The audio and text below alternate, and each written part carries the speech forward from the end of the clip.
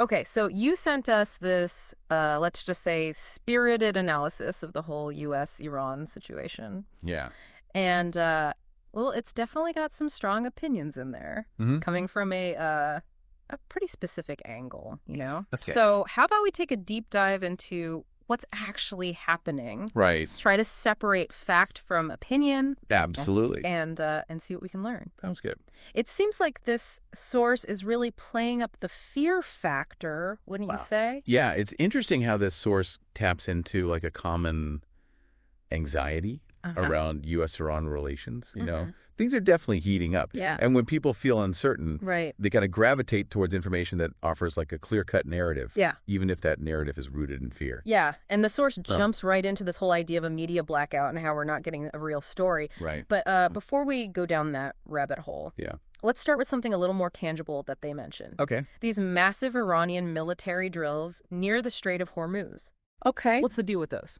Well, those drills did happen. Okay. And to understand why they're significant, you have to picture the Strait of Hormuz, like a superhighway, but for oil tankers. Oh, okay. It's this narrow passage connecting the Persian Gulf to the open ocean. Yeah. And something like 20% of the world's oil supply flows through it. Wow.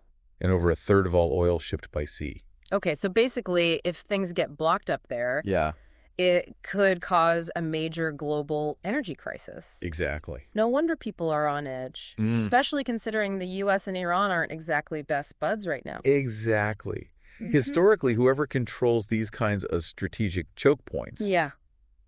has a lot of power. Yeah. It's a way for countries to exert influence on a global scale, even if they don't intend to completely shut things down. Right. Think about the Suez Canal crisis back in the 50s. Oh, yeah. That completely disrupted global trade for months. Yeah. And even today, countries constantly jockey for position around important straits, like the Strait of Malacca in Southeast Asia.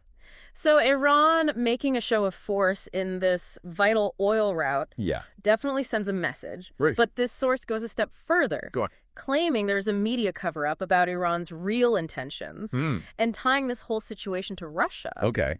They even mention this professor who supposedly debunks any notion of conflict with Russia. Yeah, it's true that U.S.-Russia relations are incredibly complex. Right. There are definitely areas of tension and disagreement. Yeah.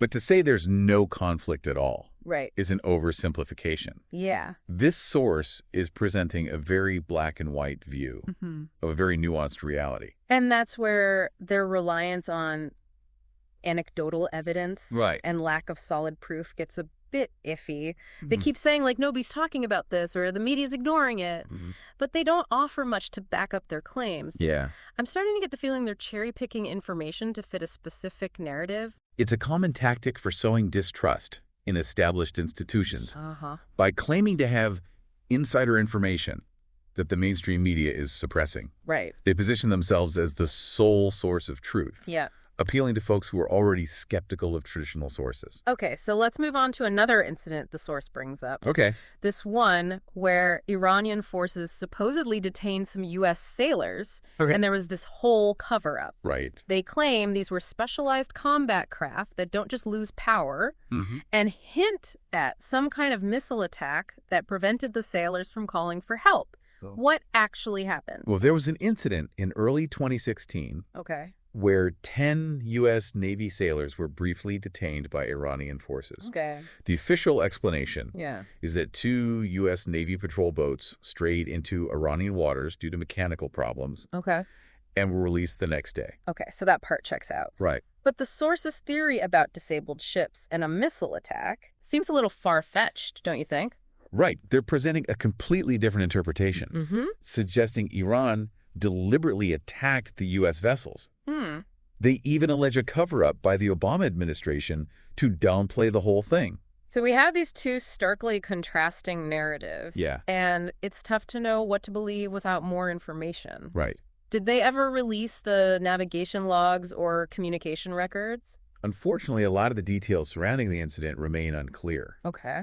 This lack of transparency fuels speculation. Right. Without access to those records, it's hard to definitively refute the source's claims. Yeah.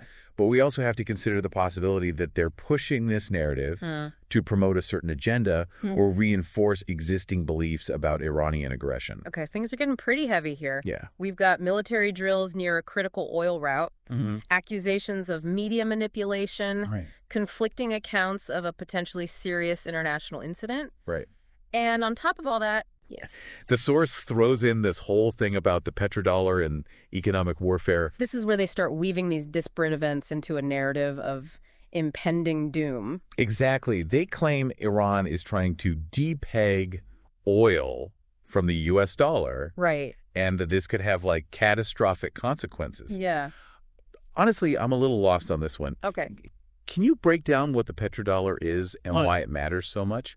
Think of the petrodollar system like this. Okay. It's basically the global agreement that oil is bought and sold using U.S. dollars. Okay. This emerged after World War II and has really solidified the U.S. dollar's position as the world's leading currency. So it's been around for a while. Yeah, decades. Okay. It means that countries that want to buy oil need U.S. dollars first, which creates constant demand for the dollar, benefiting the U.S. economy. So if Iran started selling oil in, say, euros or yuan, it could weaken the U.S. dollar's position. That's the source's argument. Oh, okay. They're claiming that Iran is deliberately trying to undermine the petrodollar, linking it to those military drills and the incident with the sailors as part of a larger coordinated effort. Wow. It's interesting because after World War II, the Bretton Woods Agreement really established this system. Right. You had organizations like OPEC rising to prominence alongside it. It's been the standard for decades. Yeah. But has Iran actually taken concrete steps to move away from the dollar? There have been talks and some limited attempts by various countries, including Iran, to explore alternatives for oil trading. But the petrodollar system is still very much the norm. There have even been situations where countries tried to challenge the system. Oh, really? Like when Saddam Hussein attempted to sell Iraqi oil in euros back in 2000. Wow. Which ultimately contributed to his downfall. It just shows how deeply entrenched this system is. So maybe the source is overstating the immediacy of the threat, but they make it sound like the U.S. dollar losing its top spot would be the end of the world. Would it really be that bad? Well, it's true that the global economic landscape is constantly shifting. Right. Any major changes to the reserve currency would likely happen gradually, not overnight. So we need to keep things in perspective. Right. The petrodollar isn't going away tomorrow. Yeah. But it's something to keep an eye on in the long run. Absolutely. And this source certainly seems to be pushing a specific agenda. Yeah. I mean, world leaders telling people to prepare for civilization-ending events. That's some serious fear-mongering. Absolutely. And it's important to understand how fear can be used to manipulate. Right. While we should be aware of potential risks and think about what we can control. It's also crucial to avoid getting caught up in a cycle of panic and anxiety. So how do we find that balance between staying informed and not spiraling into a doomsday mindset? That's a great question, and someone will definitely explore further. Okay. But for now, I think the key takeaway is that while this source raises some interesting points, it's essential to approach their claims with a critical eye. Right. And consider all sides of the story before jumping to conclusions. Good advice. You know? Yeah, absolutely. It's like that classic line from Shakespeare. You know, present fears are less than horrible imaginings. Right. Sometimes the fear itself can be more damaging than the actual threat. That's a great point. Yeah. It's so easy to get caught up in the what-ifs and worst-case scenarios, especially when someone's laying it on thick like this source does. Absolutely. They really push this idea that we need to be prepared for all kinds of potential disasters, from economic collapse to all-out war. Yeah. But I think it's important to separate genuine preparedness from this kind of fear-mongering. Absolutely. Yeah. And it's not about dismissing potential threats altogether, but rather approaching them with a level head and a focus on what we can actually control. So let's talk about that. Okay. What does responsible preparedness look like in this context? Well, for starters, it's about building resilience. Not just reacting to fear. Think of it like strengthening your immune system. You're not trying to avoid every single germ, but rather giving your body the tools to fight off infections when they do occur. So instead of stockpiling canned goods and building bunkers, which is what this source seems to be suggesting, we should be focusing on developing skills and resources that would be valuable in a wide range of situations. Exactly. Things like learning basic first aid, having a plan for communicating with loved ones during an emergency, knowing how to grow some of your own food. These are all practical steps that can empower you. Regardless of what the future holds. It's about being proactive and adaptable, not just reactive and fearful. I like that. It's about taking ownership of your own well-being and security, rather than feeling like a helpless victim of circumstance. And it's not just about physical preparedness either. Mental and emotional resilience are equally important. Yeah, that's true. Being able to stay calm under pressure, adapt to changing circumstances, and maintain a sense of hope even when things get tough. These are invaluable skills in any situation, whether it's a natural disaster, an economic downturn, or a personal crisis. That makes a lot of sense. So maybe this source, even with all their fear-mongering and questionable claims, has inadvertently stumbled upon something important. Maybe so. We may not need to go full-on doomsday prepper, but taking some practical steps to be more self-reliant and resilient is never a bad idea. I think that's a valuable takeaway. It's about finding that balance between awareness and action without letting fear dictate our lives. Well said. And speaking of things that can cause anxiety, this source really harps on the potential decline of the petrodollar. They make it sound like the U.S. dollar losing its dominance would be an economic apocalypse. Is it really that dire? What would a world without the petrodollar as the top dog actually look like? Well, let's remember that economic systems are constantly evolving. The rise of other global powers, like China, and the increasing use of alternative currencies in international trade suggests that the U.S. dollar's reign might not last forever. So maybe change is inevitable. But what would that actually mean for everyday people? Would our lives be drastically different if the dollar wasn't king of the hill anymore? It's hard to predict the exact consequences. But any major shift away from the petrodollar would likely lead to some level of economic instability. At least in the short term. We could see a decline in the dollar's value, leading to inflation and a decrease in purchasing power. So perhaps that's something we should be thinking about when we talk about preparedness. It's not just about surviving physical disasters, but also navigating potential economic shifts that could affect our livelihoods. Precisely. Thinking about diversifying your income streams. Learning new skills that are in demand. And being adaptable to changing economic conditions. These are all forms of preparedness that could be extremely valuable in a world where the economic landscape is in flux. It's about being proactive and taking control of your own destiny, rather than being at the mercy of external forces. Absolutely. But it's easy to feel overwhelmed by all of this. Where do we even begin? I think it's important to remember that we're not alone in this. We're part of a global community. And we can learn from each other's experiences and support each other through challenging times. That's a good point. We don't have to figure everything out on our own. There are resources, organizations, and communities out there that can provide guidance and support. And remember, even small steps can make a big difference. It's not about becoming a survivalist expert overnight, but rather about gradually building resilience and adaptability into your life. This source really likes to focus on the negative, highlighting all the potential threats and dangers lurking around every corner. But I think it's important to remember that we're not powerless in the face of these challenges. We can take steps to prepare ourselves both physically and mentally for whatever the future holds. We can engage in constructive dialogue and advocate for peaceful solutions. And most importantly, we can choose to focus on building a more resilient and equitable world. Rather than succumbing to fear and division. I couldn't agree more. It's about recognizing our own agency and choosing hope over despair. Action over passivity. Speaking of action, this source seems convinced that conflict between the U.S. and Iran is inevitable. Are we really on the brink of war? The situation is definitely tense. And there are factors that could lead to further escalation. But it's important to remember that diplomacy and dialogue are still on the table. Okay. Both the U.S. and Iran have a vested interest in avoiding a full-blown conflict. Right. Which would be devastating for everyone involved.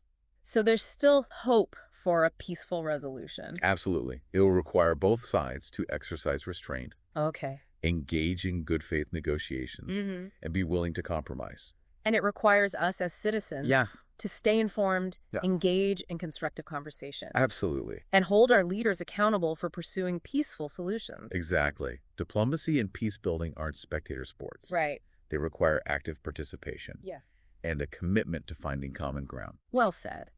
This has been a fascinating deep dive into a complex and often emotionally charged topic. And I think it highlights the importance of critical thinking and informed decision-making, especially in a world where we're constantly bombarded with information from all sides. We can't just accept everything we hear at face value. Right. Particularly when it comes to complex issues like geopolitics or economics. Exactly. We need to be willing to do our own research, consult multiple sources, and form our own conclusions. And even if we don't have all the answers, even if the future feels uncertain, that process of engaging with the world in a thoughtful and critical way can be incredibly empowering. Absolutely. It's about reclaiming our agency in a world that often feels overwhelming and chaotic. Beautifully put.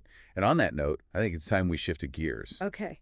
And explore some concrete strategies for building resilience. And navigating an increasingly complex and unpredictable world.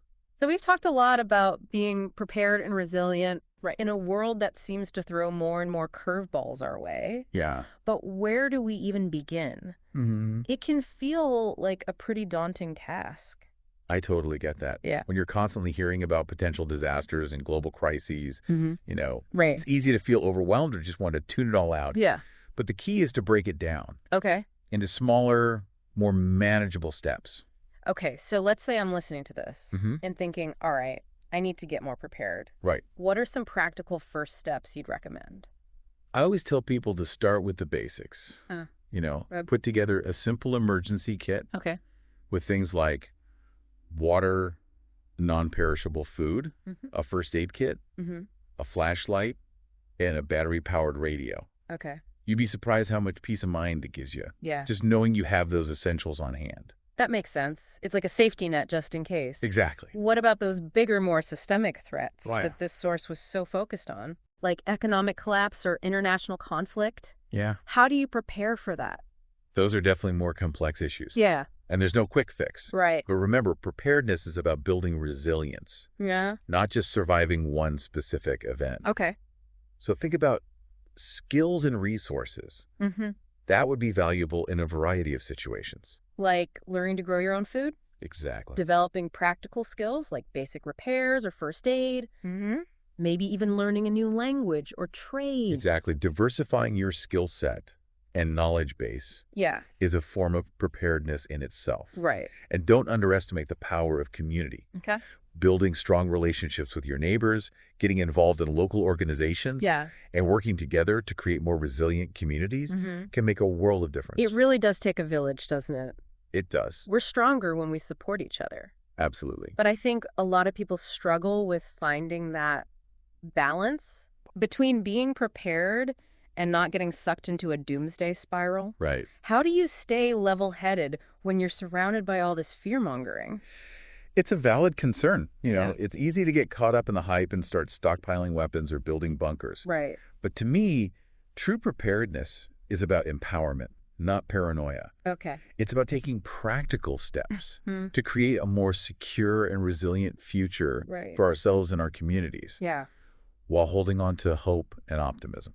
So it's about being informed about potential risks. Yes. Without letting fear control our actions. Absolutely. It's about finding that sweet spot between awareness and action. Right. Without giving in to a sense of helplessness or despair. You know, this whole deep dive has really given me a lot to think about. Yeah, me too. We started by unpacking a pretty intense and biased source. Right. And now we're talking about practical strategies for navigating an uncertain world. Yeah, I think that's an important takeaway. We can't control everything that happens. Right. But we can control how we respond. We can choose to be proactive, informed, and engaged citizens, working together to create a more resilient and hopeful future. Couldn't have said it better myself. Thanks. And who knows, maybe by taking some of these steps to prepare ourselves, we can actually help prevent some of those worst-case scenarios that the source was so worried about. It's definitely possible. The future isn't set in stone. Right. It's something we create together through our choices and actions. Well, on that inspiring note, I think we've reached the end of our deep dive. It's been a pleasure. Thanks for joining us on this journey. Yes, thank you for listening. We hope you've learned something new and maybe even feel a little bit more empowered to face whatever challenges come your way. Remember, knowledge is power. Right. And critical thinking is our most valuable tool. Absolutely. Stay curious, stay engaged. Yes. And keep diving deep. Great advice. Thanks again.